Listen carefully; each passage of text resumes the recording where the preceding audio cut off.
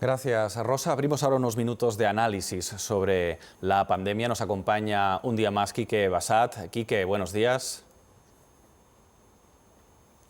Hola, muy buenos días. Cuando esta tarde Sanidad actualice los datos, sabremos si esa bajada de la incidencia de ayer, la primera en 3 meses, es algo puntual o un claro cambio de tendencia. ¿Qué opinas?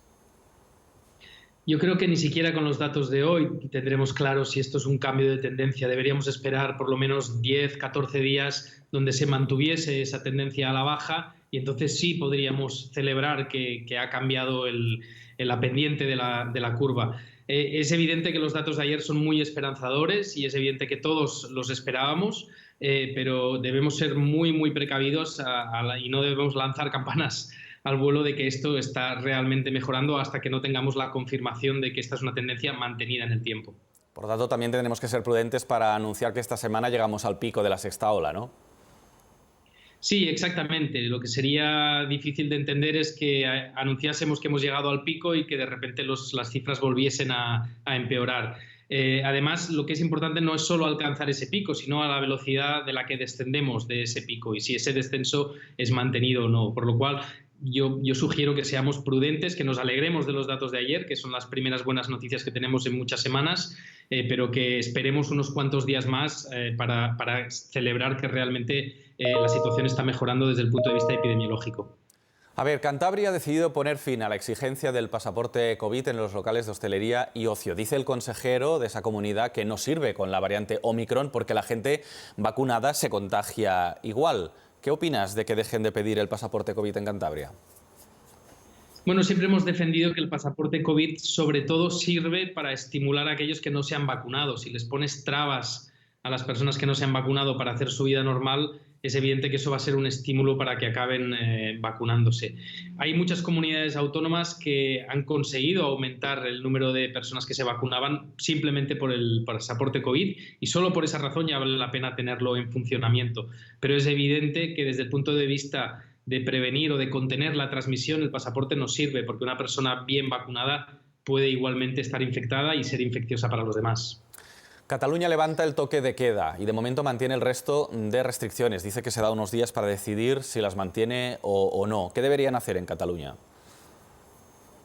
Bueno, yo he sido muy crítico no solo con las acciones en Cataluña, sino en muchos otros lugares desde el punto de vista de que no estábamos siendo suficientemente proactivos para contener esta sexta ola desbocada. Las cifras de ayer son esperanzadoras, ya lo he dicho antes, pero estamos muy lejos de estar en una situación controlada y hubiésemos tenido que ser mucho más proactivos desde mi punto de vista para contener esa transmisión. En algunas comunidades autónomas se ha sido más valiente que en otras. En Cataluña, por ejemplo, se ha sido valiente y se impusieron unas medidas bastante más restrictivas que en otras comunidades. Y en algunos indicadores Cataluña está mejor, mientras que en otros tampoco está mejor que otras comunidades.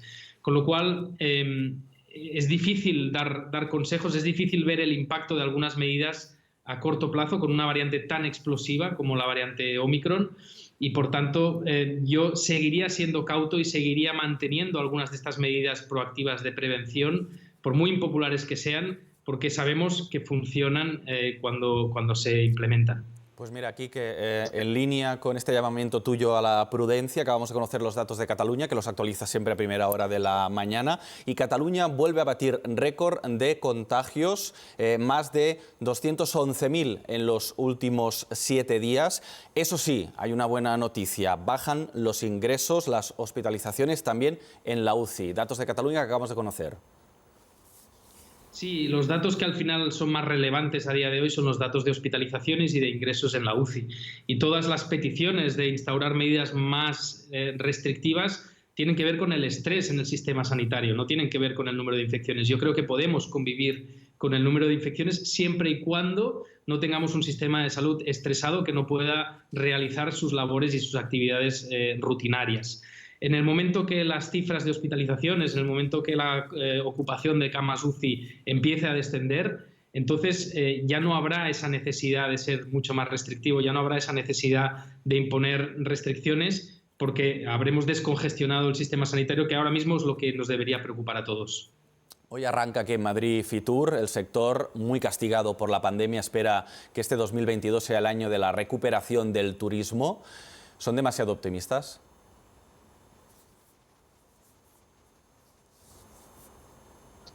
Bueno, con una mejor salud habrá una mejor economía, lógicamente, y tenemos que ir recuperando las actividades habituales y rutinarias, incluso en el contexto tan complicado en el que estamos. Si se hacen las cosas bien, si se siguen las medidas de prevención bien, se pueden realizar este tipo de acontecimientos con mínimo riesgo.